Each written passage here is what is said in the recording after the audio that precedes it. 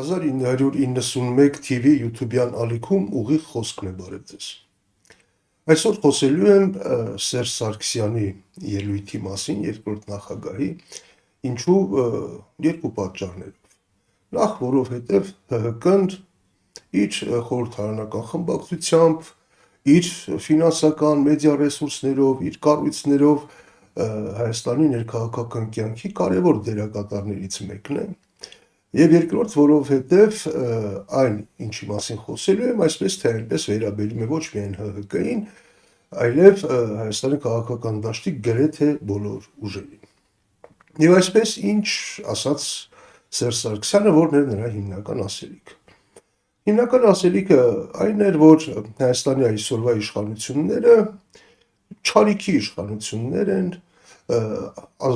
հակազգային տականքներ են այսօրվա իշխանությունները, ես այդ մեջբերումներն եմ անում, եւ այսօրվա հիմնական անելիքը, հիմնական օրակարգը պիտի լինի այդ չարիքի դեմը առնելը, նրանց իշխանությունից հեռացնել։ Մի խոսքով ասում էր այնպիսի բաներ, որոնց վերաբերյալ, որոնց տակ վստահաբար մեր հասարակության առնվազն 80%-ը կստորագրի։ Նաև հայտարարեց իմ կարծիքով շատ առանցքային բան ասաց, այն էր, որ հիմա պետք չի անցյալին անդրադառնալ, որովհետև դա մեզ կշեղի, ժամանակը կգա եւ մենք համարձակորեն կվերլուծենք անցյալը, համարձակորեն կարելեսվենք անցյալի հետ, բայց հիմա դա մեզ կշեղի, հիմա պիտի կենտրոնանալ այս իշխանությունների դեմ օրակարգը իրականացնելու համար։ Այստեղ կարծում եմ նա սխալ է ասում, որովհետև անցյալին անդրադառնալը, համարձակորեն անցյալին առերեսվելը ոչ թե կշեղի այդ օրակարգից, այլ հակառակը կօգնի, որ այդ օրակարգը իրականացվի։ Ավելին, եթե դա տեղի չունենա, եթե այդ անցյալի հետ առերեսվելը չլինի, ապա իշխանափոխություն հնարավոր չի լինի իրականացնել։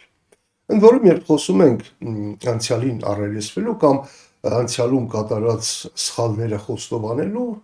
մասին, Սերժ Սարգսյանն ինքն է ասում, որ այո, դե մենք էլ ենք սխալվել, ընդհանրապես բոլորն էլ սխալվում են, ճիշտ է ասում։ Բայց խոսքը բոլորին էլ այդ կոռուպցիայի մասին չի։ Կոռուպցիայի թալանի եւ այլ կոռուպցիա Հայաստանում եղել է միշտ,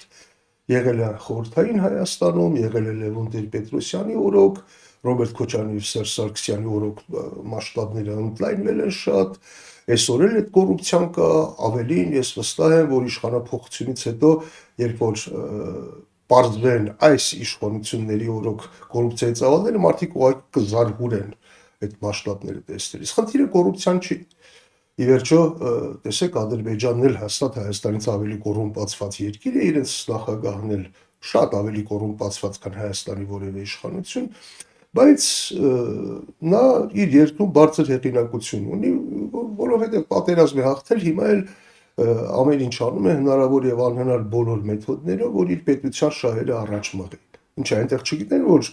իրենց նախագահը կոռումպացված է։ Գիտեն, բայց հաշվի առնելով դա,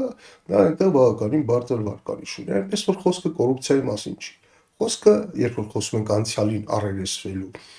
մասին, համարձակորեն առերեսվելու մասին, ապա խոսքը պետական շահերը առաջ մղելու մասին։ Ի վերջո, որոնք են, ասենք, վերջին 35 տարիների Հայաստանի կյանքի 3 ամենակարևոր իրադարձությունները։ Փուլերով, այսպես ասենք, առաջինը անկախության հռչակում, պետականության ստեղծում եւ առաջին պատերազմ հաղթանակ։ Երկրորդը, երբ 1997-98 թվականներին մենք չկարողացանք, մենք մերժեցինք արժանապատիվ խաղաղությունը, առաջնորդվելով մաքսիմալիստական մղումներով եւ տեղի ունեցավ հեղաշրջում։ Եվ երրորդը 2018 թվականի այսպես կոչված հեղափոխություններ, երբ բառացիորեն փողոցից պատահական մարդիկ հասան իշխանության, վերցրեցին իշխանություն եւ արդյունքում ունեցանք այն, ինչ ունենք հիմա, նկատի ունեմ այսօրվա այս աղետալի վիճակը։ Ահա այդ 3 իրադարձություններն են ամենաառանցքայինը վերջին 35 տարիների ընթացքում, հետեւաբար հենց այդ մասին էլ անցյալին, երբ որ խոսում ենք անցյալին առերեսվելու մասին, հենց դրա մասին պիտի խոսք լինի։ Պարզ ասած, օրինակ ցանկացած պաշտոնյա, ցանկացած քաղաքական գործիչ, քաղաքական լիդեր, Սերժ Սարգսյանը, որտեղ իր ելույթների ինֆորմացիոն առիթը պիտի հստակ կանգնի եւ մարդկանց հայտարարի, որ գիտեք, այ 1997-98 թվականներին մենք սխալ ենք արել, որ մերժել ենք այն խաղաղության արժանապատիվ խաղաղության հնարավորությունը, ինչու հնարավորություն, որտեղ Ադրբեջանը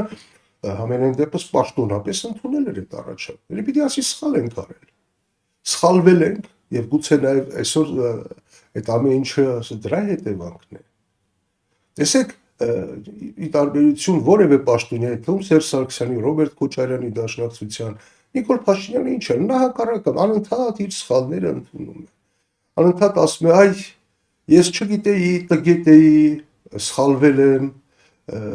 չէի համարձակում ինքս ինձ խոստովանել, տեղյակ չէի, հակառակ դեպքում ինձ դավաճան կասեին եւ այլ, անընդհատ այսպես եւ գուցե նաեւ դա է պատճառը, որ այսօր ամեն դեպքում այսքան երկրի գլխին այսքան աղետներ բերելուց հետո Արցախը ամբողջական հայաթափելուց հետո անգամ իր վարկանիշը միևնույն է, մի քանի անգամ ավելի բարձր է, քան ընդդիմադիր կուսակցությունների եւ նրանց լիդերների վարկանիշը։ Գուցե ի վերջո, եթե մի քիչ ավելի պատկերավոր ասենք,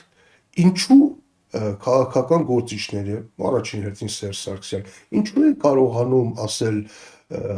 Նիկոլը ճիշտ էր, ես սխալվեցի։ Եվ ոչ մի դեպքում չի ասում Լևոնը ճիշտ էր, ես սխալվեցի։ Այստեղ խնդիրը անձերը չեն։ Ի վերջո, երբ Սերժ Սարգսյանն ասում է Նիկոլը ճիշտ է, ես սխալվեցի,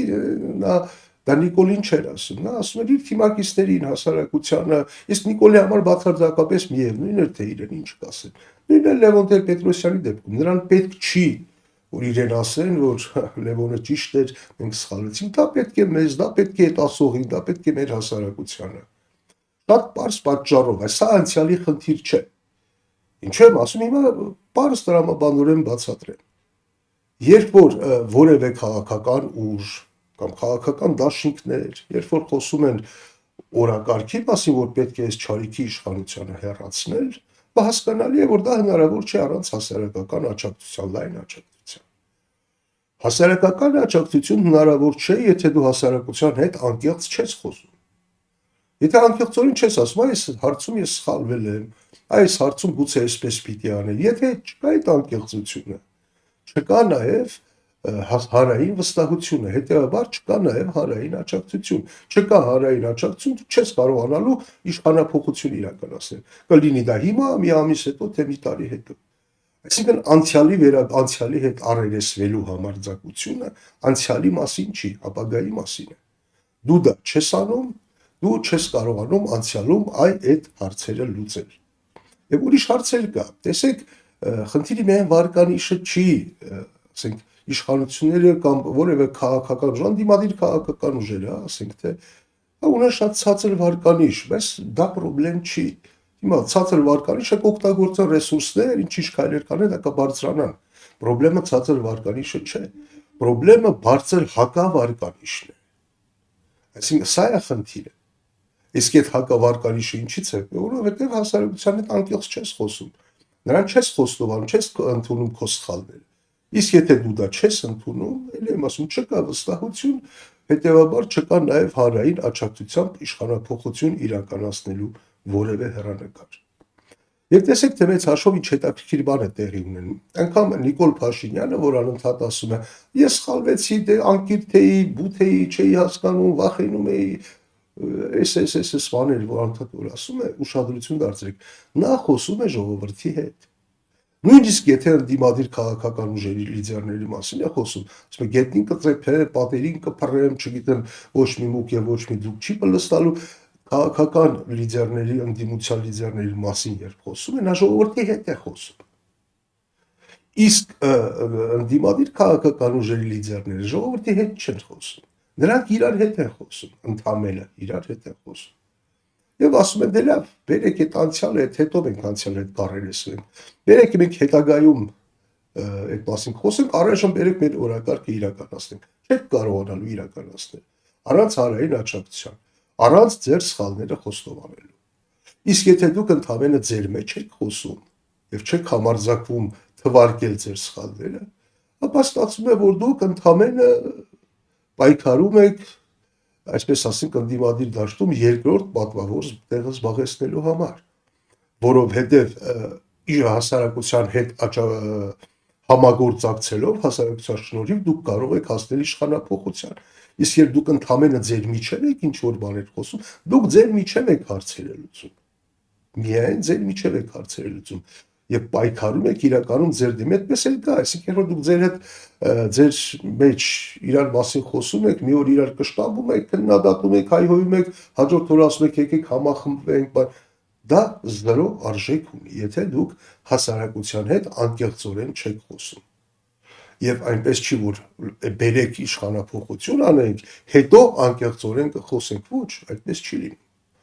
Եթե այդպես լիներ, ապա վաղուց Հայաստանում իշխանափոխություն տեղի ունեցած կլիներ։ Կարծում եմ սա է եւ կարծում եմ, որ որևէ քաղաքական ուժ,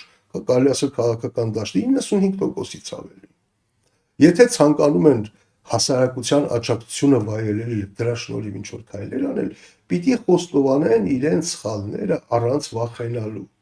Նիկոլ Փաշինյանը այդքան այդ սխալների մասին ոնց է խոստովանում։ Այն դեպքում, երբ այդ սխալներից յուրաքանչյուրը աղետներ է բերել մեր ժողովրդին, այդ սխալներից յուրաքանչյուրի համար կարելի է քրեական օրենսգրքի տասնյակ հոդվածներով դատապան։ Բայց նա առանց վախենալու ընդունում է այդ ամենը եւ դրա համար էլ այսօր ունենալով բարձր բացասական վարկանիշի միջոցից, բայց նաեւ դրական վարկանիշով առնվազն 2 անգամ գերազանցում է ցանկացած ընդդիմադիր ուժ։ Ինչու որովհետեւ այդ խոսակցությունը ինքը տանում է, խափում է, թե ինչ է անում, բայց կարողանում է խոսել հասարակության հետ։ Եվ ոչ թե խոսել, չգիտեմ, իր թիմակիցների հետ, իսկ ընդդիմությունն էլ պիտի փորձի հասարակության հետ խոսել, ընդ որում ոչ թե մանիպուլացնել, այլ խոսել շատ անկեղծ, առանց վախենալու, որ կասեն, վայ, փաստորեն սխալվել եք, հա, հիմա դա նաև դա է պատճառը, իհարկե, բա քաղաքականությունը այդպեսի բան է։ Ներկայանալ որպես անսխալական, իբրայբ ինձանից բացի, միայն ես էի ճիշտ, այդպես համառոտ, այդպես եք ուզում շարունակեք, ինչ ասեմ։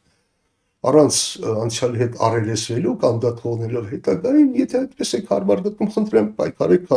ընդդիմադիր դաշտում պատվավոր երկրորդ տեղի համար, տեսնենք ինչ կստացվի։ Եթե իհարկե